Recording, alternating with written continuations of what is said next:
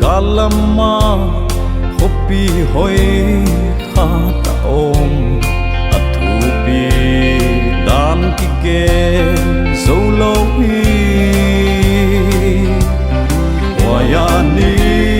tum ngei lo om ya le om ngei lo wa sanavan hopi e lo ma wayani tum ngei lo om ya le om ngei lo wayami siang tho ho dam ta te kipahin tua sanavan hopi e lo ma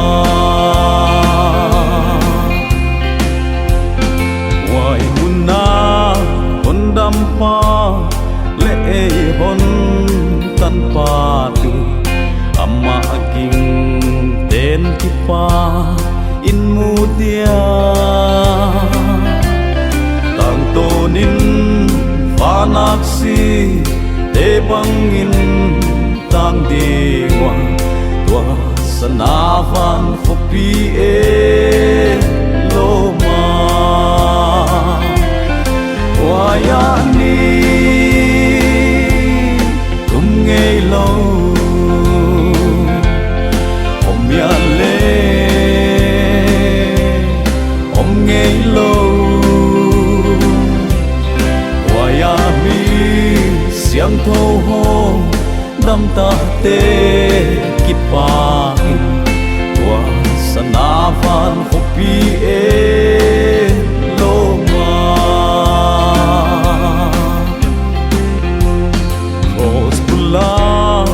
eiteni on pi kho khate le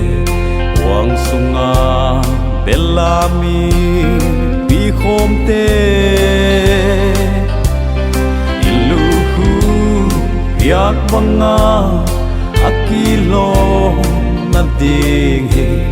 tua sanavan hopi e lo ma wayani tum ngei lo om ya le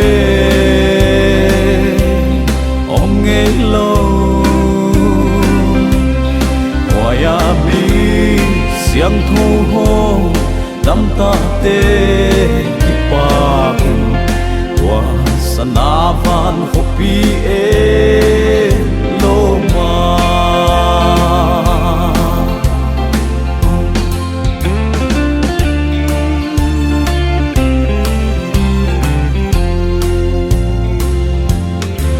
thian ta sisa te itho no vek chiang Jerusalem khotha nuam pe na